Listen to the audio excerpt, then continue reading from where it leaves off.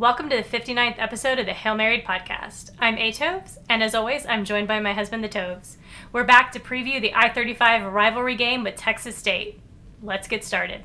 We were fortunate enough to be able to watch the Texas State-Baylor game, and while certainly Texas State played well, a lot better than probably anybody expected them to play, certainly Baylor, there were certainly some things to take away from that game. So what were your impressions of Texas State after seeing the game? Well, first of all, I think that Baylor seemed lackadaisical, and they really seemed just badly coached. Mm-hmm. I think if you look back at UTSA and how they played against Houston, they don't look badly coached. They look like they're lacking a special teams coordinator. They look like they need to make tweaks on offense, and on defense, it looks like they're well coached, right? Albeit, a couple of, issues here and there. But again, it's just tweaks. Whereas Baylor just seemed like, did you guys even know that you had a game that Saturday at home? Particularly on offense. I mean, Baylor's offense was just bad. They had 5 false start penalties on their offensive line at home. Right. So they can't, it's not like they can blame the environment they were in, the refs, Right. It was bizarre. And I guess you go back and look, and they lost probably their entire offensive line. Okay, but is that really what you expect? I mean, it killed their drives, and it kind of killed their offensive momentum. And their quarterback got hurt and whatever. Right. Yeah. But here's the deal. Let's not talk about the fact that, Baylor didn't play up to what Baylor should be. Texas State came out, I should say, G.J. Kinney, the head coach, said, we're going to shock the world. They did. Yeah. They came out, they played well on offense, they played well on defense, played well on special teams. If you want to call it a triangle, they're triangle travel, to be honest certainly. with you. Honestly, I think that this Texas State team is better than we probably think about. When you think about Texas State, I think the one thing you always go back to is they try really hard, but they're just not good enough. Yeah. And you saw it in every single loss that they've had to UTSA so far. Take out that 2017 loss, and it's been a close loss in 3 games.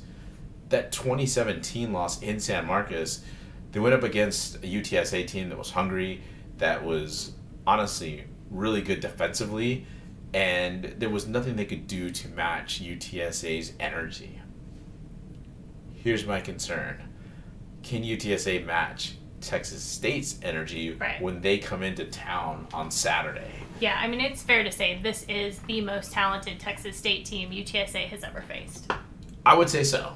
I honestly would say so, and that's with turning over the roster and still probably needing maybe a season or two to get some more depth in there. I mean, looking at the Baylor game again, you could see areas that were good, but certainly you could tell that had Baylor been on their game, had been much more well prepared and well coached, they could have taken advantage of some of these Texas State weaknesses.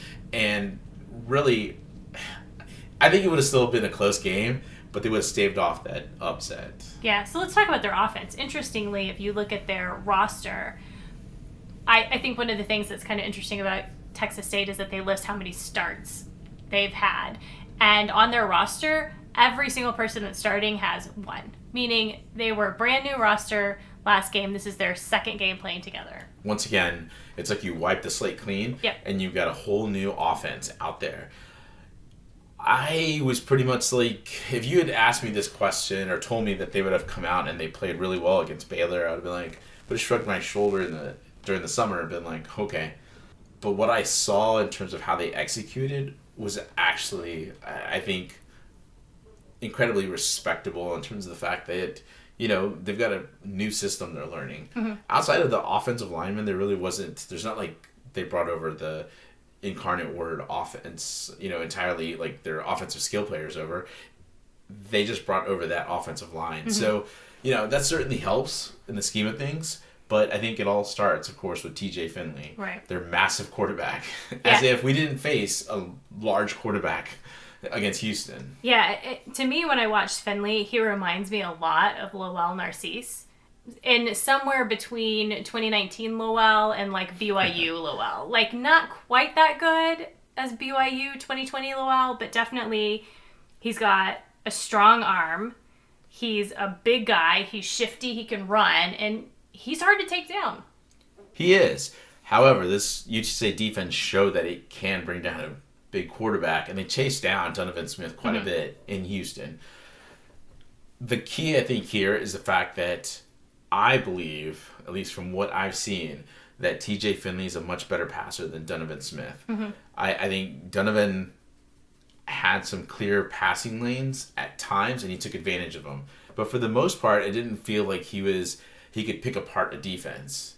TJ, though, was picking apart that Baylor defense, and if it wasn't for some drop passes by their wide receivers, that game could have gotten a little uglier because he was dropping some dimes in there. It was sort of interesting because you take probably if you took TJ Finley and you put him with the Houston wide receivers, like that could be really dangerous because the wide receivers on the Houston team, I think, are better than Donovan Smith, Manjack and Golden. But on this team, you're looking at TJ Finley being the star, and then they have two kind of shorter wide receivers. Now, don't get me wrong, you're going to hear a lot about Joey Hobart, or Joe Dirt is what they were calling him on television. He's a short guy. He's like 5'11", but he made a spectacular one-handed catch. So it's not that he's not talented, but I think if you were to put those two wide receivers up against Manjack and Golden, I would take Manjack and Golden hands down. Sure, but I think the reason why this Texas State offense looks dangerous, it's because Joey Hobart, as you just brought up. Joe Dirt. I like that name better. Actually, the son of Billy Joe Hobart, who is a quarterback for the Washington Huskies 1991 National Championship team. Fun fact there. I like the way he ran his routes, and the reason I think that TJ Finley was good was because of the fact that not only did Hobart run good routes, but so did Ashton Hawkins and Cole Wilson. Also, other wide receivers, both 5'10" or under. So there's these like kind of smaller receivers, quick, but they're running disciplined routes, and that to me in itself could pose a threat to this UTSA defense. Mostly because, and I wouldn't say it's because TJ Finley is just going to pick you apart to, down the field, but because he can make those critical throws, and, it's going to come down again to like situations. Can you play situational football? This Texas State offensive line certainly looks formidable at this point. It's tough to judge, though, much like UTSA is tough to judge because of the fact that they've only had one game. I know that 4 or 5 out of them came from UDIW, and so they've been kind of playing together. But it's always tough to judge. Like, you had one good game, does that kind of springboard into another good game? I think obviously that's what they want, but these are some big dudes. I mean, we criticize kind of the size of the UTSA offensive line, but I mean, these guys they're big. They're all 320, 335, 350, 330. I mean, they're some big dudes.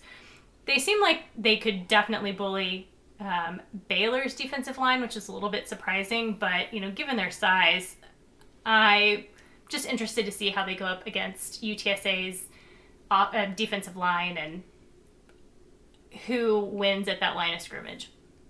It's going to be a good battle. I mean, I'm not going to lie to you. I think, based on what I saw, once again, they may be big guys.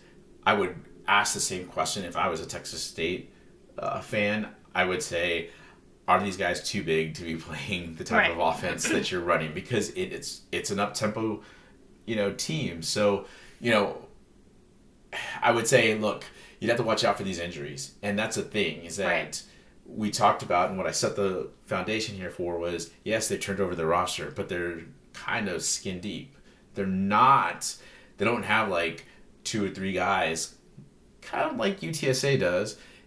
I think they'll get there, which is even scarier. But for right now, any sort of injury to them, any sort of bad day, it's not like they can replace them. They just got to live with what they got.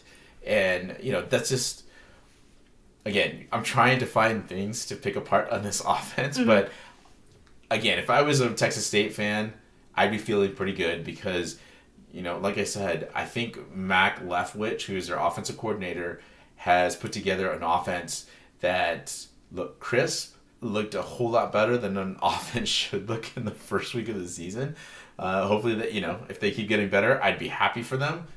As long as it's not this game, right? Yeah, I mean, I feel like Tove's long-term goal here is that Leftwich looks good in every game except for the UTSA game, so much that he ends up replacing Dana Dimmel next year as the head coach, and then we don't have to face him again, right? Shout out to our good friend Big Brown for saying that Dana Dimmel's my Tony Flenderson if you watch The Office. It's certainly true, but I just called it because I felt like there's been a lot of schools that have been taking a chance on young assistant coaches, young head coaches, just in general. I think Mac Leftwich has something going here. I thought this offense would translate to, FBS. And I get it's one game. I'm not saying that it totally has. But based on what I saw, based on what I've seen from the receivers, from TJ Finley, I gotta say, things are looking really good for Texas State. Let's go to the defense. Yeah, the offense, again, on Baylor, I mentioned this earlier, they had 5 false start penalties, and it's just crazy to think about that when you're at home. And the defense, I really think, took advantage of those. Unlike what we said about Houston and UTSA, this defense for Texas State took advantage and helped get good field position for the team and was able to really kind of turn the field for their offense. I would just describe this Texas State defense simply as an opportunistic one. I don't know that they were necessarily really, I would say, disciplined, but like you said, whenever they caused some sort of havoc and they forced Baylor to, into uncomfortable situations, Texas State usually won those battles. Mm-hmm. And that to me was huge because that in itself, take away the offense and how it performed, this in itself, I think gives Texas State fans even more hope because that's not the Texas State that we've known. This Texas State defense has been sort of also ran, has been just, they've been as bad as their offense, right? Like, they've been good in fits and spurts, but they just never seem to put it together. G.J. Kinney put together this plan on Saturday that was a complete package. And this defense, I think it's still kind of skin deep. I think they still have some holes to fill. But certainly, this defense is going to come out at you. This defensive line is going to try to push you around. Is it going to be enough against this UTSA offense? I don't know. I can't be certain, but I think it's going to be a great challenge because coming off of what I thought really wasn't as hyped defensive line as, some would say with Houston, mm-hmm. Here's one that's probably much more unheralded, yet I feel like they can cause some problems for this UTSA offensive line and certainly disrupt any of run blocking that UTSA has queued up for this game. Yeah, it was interesting, kind of going into this game, one of the names that they kept saying that you should keep an eye on for Texas State was cornerback Caleb Ford Dimmitt. He's a redshirt senior transfer from Washington State. They kept talking about how he was kind of like the leader of the defense, sort of talking about him in a way like you would hear people refer to Rashad. But he was pretty quiet in the game against Baylor, and then at the end of the day, when you looked at his PFF score, it was kind of low. So I was thinking ahead of time, like, okay, maybe we should really be concerned about these corners and maybe their secondary, but I don't know. I do still feel like if Frank can come in and if he feels confident in his passing, I have a lot more confidence even in our young wide receivers than in what I saw from Texas State secondary. Yeah, like I said, it's opportunistic. It's going to be aggressive, but I don't see anybody that like pops like this UTSA defense, like mm-hmm. UTSA's defense has. They don't have like even a Danye Taylor that I felt like just got shot out of a cannon and like sacked Donovan Smith, right? I think the key is going to be how Frank comes out, right? Yeah, and how we execute. Yeah, so let's talk about the keys to victory then, since we've kind of been alluding to them yeah. already. Let's start with the offense. Obviously, win the line of scrimmage, win in the trenches. I think that's going to be a big one. To me, I think that if UTSA can control that line of scrimmage on offense, then they're going to start pushing around this defense. That means a little bit more possession time, a little bit more time off the clock. These games they're going faster game-wise, maybe not lengthwise because of commercials breaks, and stuff like that. But certainly I can see UTSA controlling that line of scrimmage and giving fits to Texas State because they want to get their hands on the ball again because their offense does score quick. I would say there's got to be a couple early throws for Frank. We're talking about Burt putting Frank in the best position possible to succeed. Look, he got one game in Houston to see where Frank was. Mm-hmm. I think Frank started pressing after he threw an interception. I think, it goes back to the Cure Bowl, right? Like where Frank just started pressing and really wanted to make a play, and he kind of starts forcing. He starts just staring down receivers. I think you can afford to do that a little bit more here against Texas State because it doesn't have the talent that Houston has, but that's not something you really want to kind of become a habit here, right? And last thing here, look, we got to establish this run game, but this run game I think has got to be the bread and butter until Frank gets his legs under him. Right. We talked about Frank's issues with his accuracy against Houston. That's why I want to see what those first few passes look like.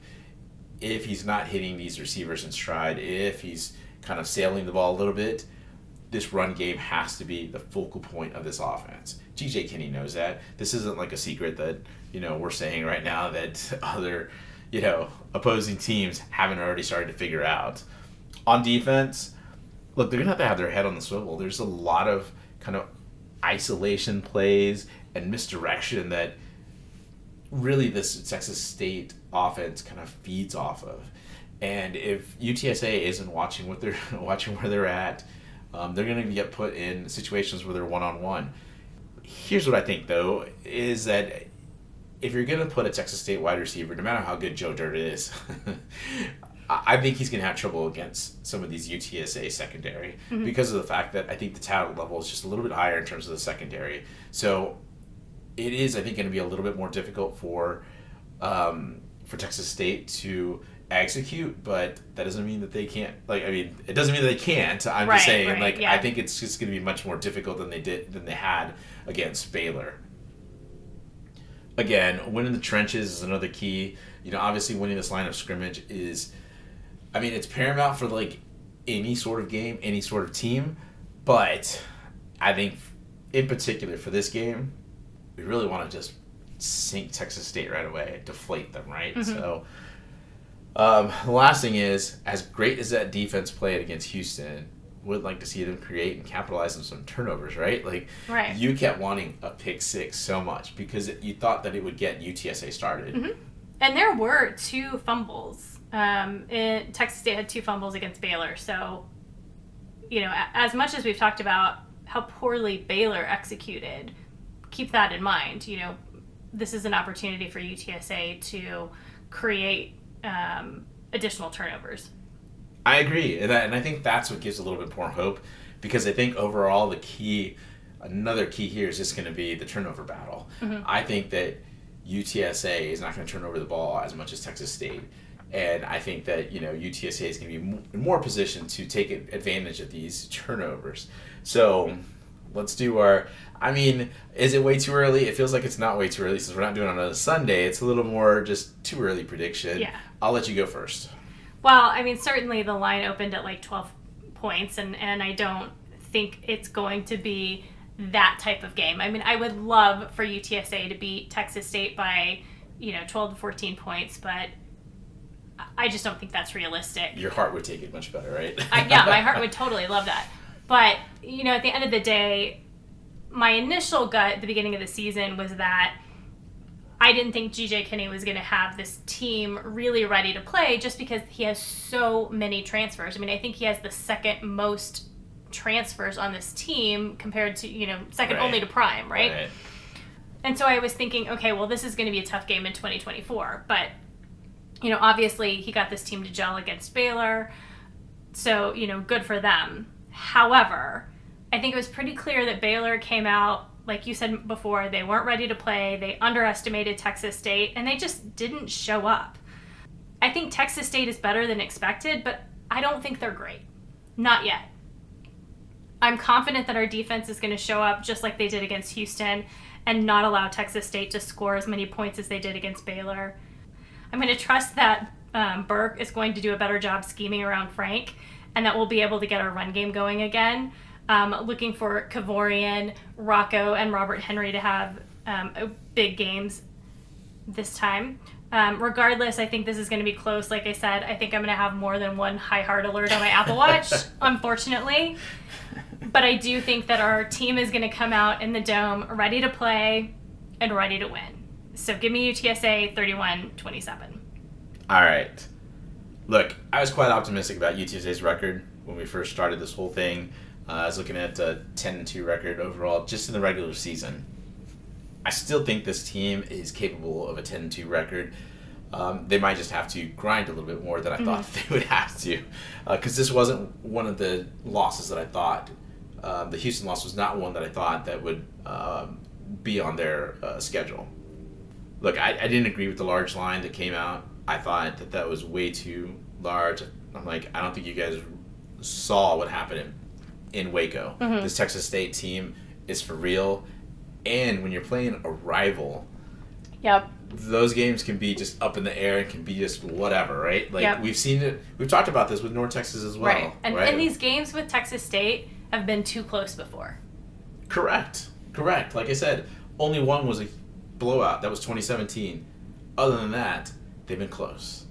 I think that this UTSA defense is going to get scored on a few times.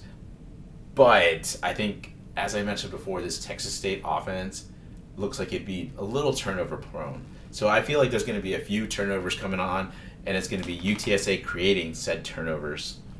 This offense will find a little bit more balance, and I think will do a little bit more because they're playing a defense that's not as talented as Houston's. And so they'll be able to get away with some of the things that they weren't able to get away with in the third ward on Saturday.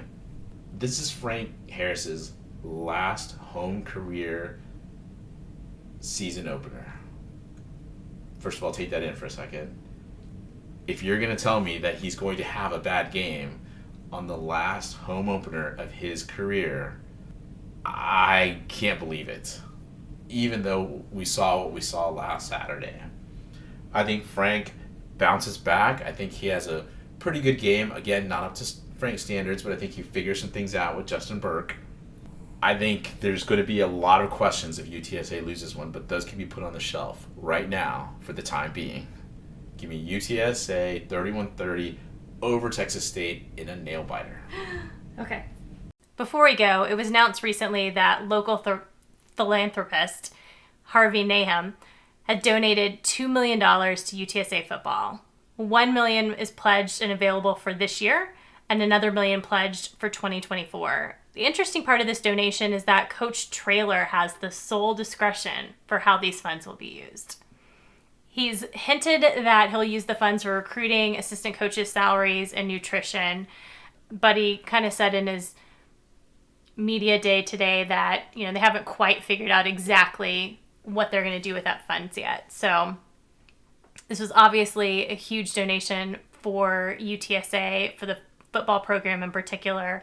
And after several weeks of discussion about how we lacked in the same types of funds that the other AAC programs. Say what it is, broke boy. It was nice to see that this donation kind of came through in a little bit unexpectedly, but looking forward to see what Coach Traylor does with that donation over the next 2 years. Yeah, I mean, I think, when it comes to assistant salaries, he's got to be careful there when he says that because of the fact that he really needs to just talk to Dr. Campos. You don't want to put yourself in a position where you're paying an analyst or something extra money, and it's not in line with what the budget is going to be like in a few years. So, just something to think about, but certainly a good thing for this program. Maybe not a game changer for other programs that are much larger than UTSA, but sorely needed here. Again, I think if you would talk to any UTSA coach, it would be, if you donate a certain amount of money, it would be great so that we can get some of the things that we don't have, right? Right. So, again, like you said, it's going to be interesting to see how this transpires, but I think it's a great thing overall. Yeah, and it sounds like there may be some other big donors in the future that will help us to get our indoor/covered practice facility, whichever version comes about in the near future. So exciting things on the horizon. Would love it to be indoor because that just lines up with what everybody else. Yeah, versus the covered. But yeah, but totally understand that might not be the case because of the way everything has been set up. So just something to think about, right? All right, well, that about wraps it up for us. Thanks for joining us in the Hail Married podcast. I'm A-Toves. And I'm the Toves. We'll be back next week to recap our win against Texas State. Birds up.